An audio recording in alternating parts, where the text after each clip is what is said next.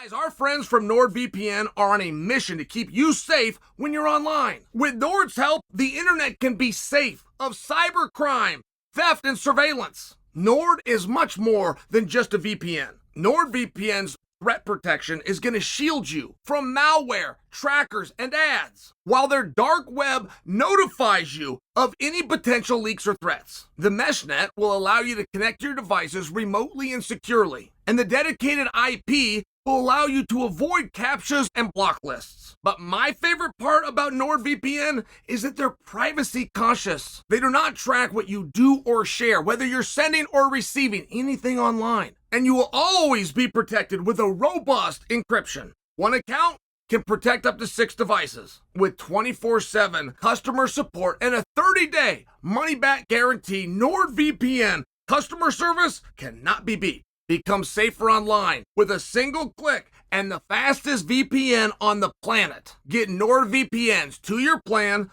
plus 4 months free when you go to nordvpn.com/Sonnen or click on the link below. Ali Abdelaziz, one of my favorites, one of my favorite characters in our entire sport, has come out and he has offered Dustin Poirier a crack at Islam. Now, there's so many things there because Ali will do it if he's asked if it's the right thing to do. Like if the rankings support it, business could be better somewhere else. Ali won't bring it to you. He's going to bring to you what's good for business. But if you bring it to him, he will say yes. When Ali brings you something, he's bringing you what's best for business. And it was very interesting that he brought the idea of Dustin Islam. I mean, I feel as though that is a tip of the hat by Ali. Dustin Poirier, you are a star. Now, I don't think you guys question this. I certainly don't question this. I was with Dustin on Saturday after his victory with people around you chanting his name. I'm telling you, he doesn't know. He does not know where he stands in this industry. And you know, the ones that find out are the ones that they go turn the gun on the audience, they turn the gun on their sponsors, they turn the gun on the promotion. It ends quickly, right? Everybody's got a window. But the guys that get up in the loft and pull the ladder up behind them or get real proud of themselves, and you can feel it and you can sense it, their window is smaller. I'm telling you right now, the coolest thing about Dustin Poirier is he has no idea that we all think he's cool. He truly doesn't. Which is the same guy that got into the octagon in the first place. You wonder how you get those same results. Wonder how you stay with that same hunger. It's a very interesting thing. I thought it was a real tip of the hat by Ali saying, I've got the champion. I've got a main eventer. Got the best in the world who's got the heir apparent, the king himself, Khabib, in his corner. And we're looking at you, Dustin. I think it is very interesting, but I also think it's a lesson for all of you. I have pled with you. I have so many that come to me for wisdom. That makes me feel good. I enjoy when you say that. Probably even more than I do when you say entertainment. I love being viewed as the smartest guy in the room when it comes to sport. I do. And I don't get much resistance from you guys. But you want to know what I've never succeeded at? That I'm all alone. I'm over on third base wearing a catcher's mitt is when I tell you guys rankings don't matter. And I never say it and leave it there. I then do the same routine I'm about to do right now. That's a broad stroke statement. But I was there the day they created rankings for this sport. The day they implemented would be the correct word. And when that decision was made, it was to create controversy for talking heads like me. Do you know that term? Do you know the term talking head? You go watch a Schwarzenegger movie, you're going to have all these action scenes, and it's going to cut. It's going to take 3 months to make, and they're going to edit it, and they're going to have $20 million budget.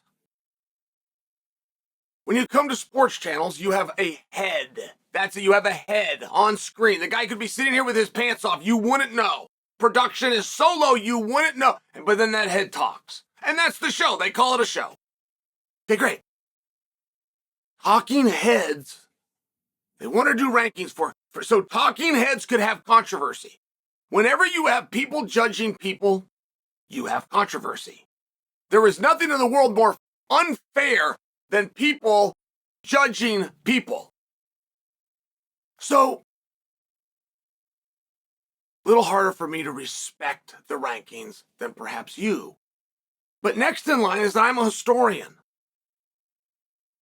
I could just cite you examples. Any argument that I make for you, I will then cite you the examples that led me to the conclusion that I then come and share with you. And where this all ties in is Dustin Poirier is so red hot right now. I can't say he won the night. That is the most loaded card I have ever seen. 300 might beat it by the time 300. I haven't seen 300 yet. Neither of you, right? This is the most loaded card I have ever seen. You want a fun stat? Take the guys on the card, 11 fights. There was 57 main events between them. Have I just proved my point to you about how loaded this card was?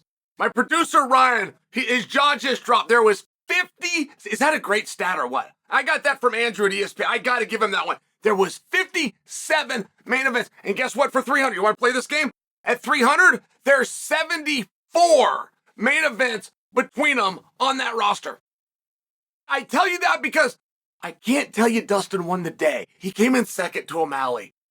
But when you come in second on a card like that, it's a very big deal. And now you've got the top manager in the world. If I asked you to name 3 managers, you couldn't do it. You might get another name out. You might know to say Malky. You might know to say Tiki. But you wanted to know to say Malky and Tiki. You know Ali Abdelaziz. You know Ali Abdelaziz, whether you can say his name any easier than I can or not. And he has come out and he has proven my point. Okay? Which is rankings don't matter. Why would Dustin get a title fight? According to you guys. According to you that argue with me about how important a ranking is. Why would Dustin, who's 1-1 in his last 2, get a title shot? Why would Dustin, who's ranked number 3 and just beat number 13, get a title shot? Who else beat a number 13 and cruised into a title shot? Who else beat somebody behind them, let alone 10 spots? My producers tell me it's 9, and he is right. Dustin's number 3, St. Denis was number 12. I stand by my point. I remember when Daniel Cormier finally got his title shot. He fought Pat Cummins, who had new ranking. It was Pat's debut. He debuted. Daniel looked great. High pressure. We respect that. Whether the odds makers or the rankings understand, we understand the pressure and the courage it takes to do what Daniel did against a former training partner, Pat Cummins. We understand the pressure it takes for Dustin Poirier, who's 35, same age as Volkanovski, to take on a 20-year-old, real close to the same age as Topuria. I mean, we did like there's numbers, there's just things you got to look at. Dustin took that fight on 6 weeks' notice. It was closer to 5.5, just to remind you guys. Odds makers were against him 2-1. I barked and complained, and guess what? It moved even further. Ended up being plus 220. Did you guys know that? It got worse the day of the fight. It was 2-1 when we went to bed. It went another 20 points. I mean, I'm just sharing with you. We understood the pressure. We understood 5 rounds. We understood essentially your hometown, which is not an advantage. It's an advantage in every other sport except this one. And now the manager of Islam has offered that spot to Dustin. They were planning to take on the winner of Oliveira. I have a hard time. I don't want to be condescending. I have a hard time saying Oliveira's opponent's name. I will get that down. That's a miss, though. That's a huge miss. Oliveira does not want that fight. So making to spruce in 300 by making Arum and Oliveira a number 1 contenders match is a mistake. It's a mistake that you just made last year. Stop making this mistake. But before we get to that, 300's not here yet. Islam's looking for a partner. Ali put an offer out there. Ali would never put that out if he didn't mean it. Never in a million years. He put something out to get his own guy's name out there. He didn't get his own guy's name out there. He got Dustin's name out there. Ali means it. I thought we were all looking at Justin versus Max.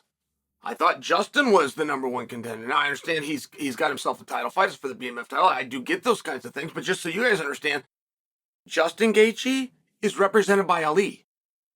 So Ali, knowing there could be, just went basically to the enemy of his own client to offer him the title shot. Now, I don't want to get into whether you guys want to see that or where that all goes. I just want to reprove the point. Stop talking about the rankings. If you ever find yourself saying that's what makes sense, but you don't say that's what makes sense as a way of doing something. You say that's what makes sense as a way of then not doing something. Well, it's the only thing that makes sense. I have never heard a fighter, and it might have happened, but this is a literal statement. Since 1993, I've never heard a fighter say this is the only thing that makes sense and be right. Just so you know, if you get a phone call with a suggestion from Dana or Mick or Hunter or Sean or Chael, one of the power brokers in this industry, one of the five of us calls you and offers you a match, we have decided it made sense. We don't need your opinion. Just so you know, I'm trying to be polite about this. When the phone do all the negotiate, go back and forth, play the meeting, get in the politics, respect you if you even understand how to do that game, let alone you do it well. When one of the five of us calls you, we've decided what makes sense. I've told you this before. Ali has helped me to prove this point again.